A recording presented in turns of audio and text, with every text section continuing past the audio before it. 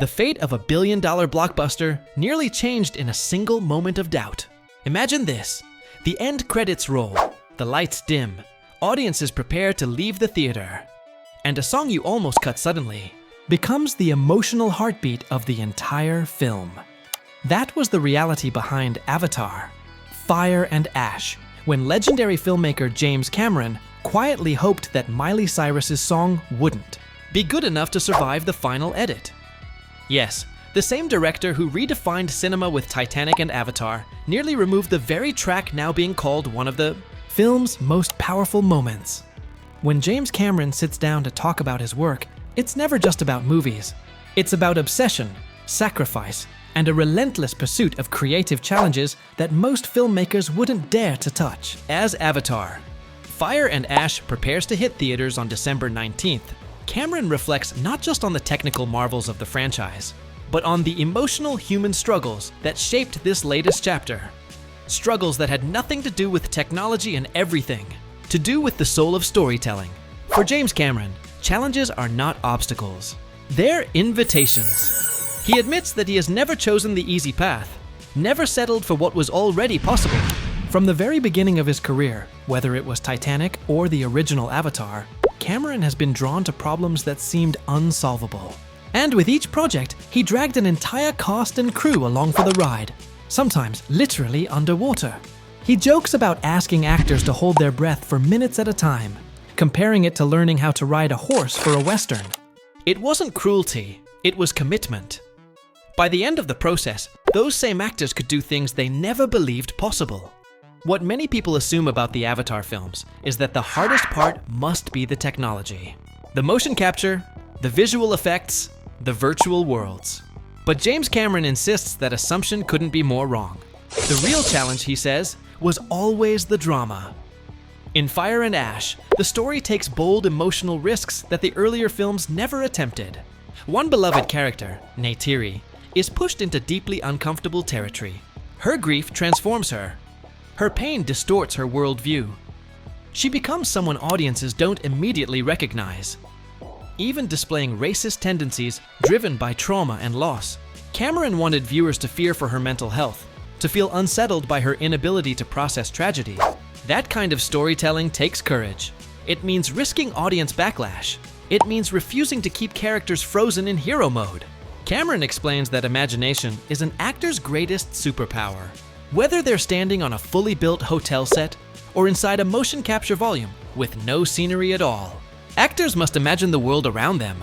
On the Avatar set, performers had everything their characters physically needed: cloaks, bows, weapons, textures, even if the waterfalls and alien landscapes only existed on monitors. For nearly 18 months, Cameron and his team shot these performances simultaneously in real and virtual spaces, creating emotional truth long before visual polish. That dedication is one reason New Zealand became more than just a filming location. It became home. James Cameron first visited New Zealand in 1994, long before the Avatar franchise existed. He fell in love instantly with the land, the people, and the values. He made a promise to himself that one day he would live there. Years later, after convincing his children and his wife Susie, that promise became reality. Cameron is now officially a New Zealand citizen, calling it his first home.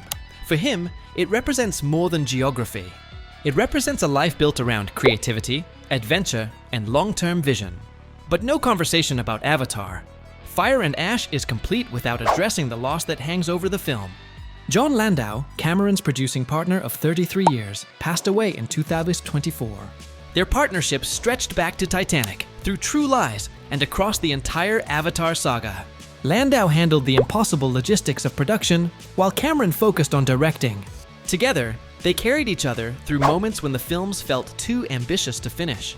Cameron admits there were times when he nearly broke under the pressure, when Avatar felt hypothetical, unachievable.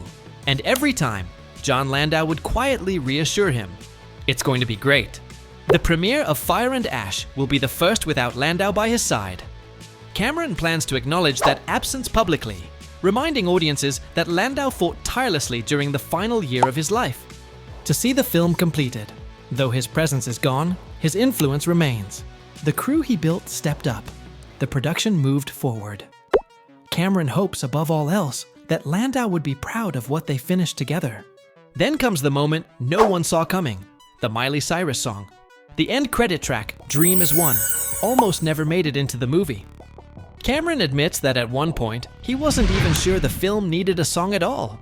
He had already reached out to Miley Cyrus, who eagerly began writing, when he suddenly reconsidered. He secretly hoped the song wouldn't be good. Not because he doubted her talent, but because he had another idea. A powerful orchestral score paired with a sweeping visual montage. And then he heard the song.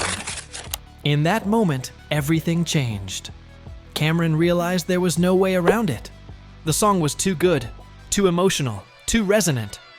Instead of cutting it, he made the harder choice, recutting the entire end montage to focus on faces, on human emotion, on images that could truly connect with the lyrics.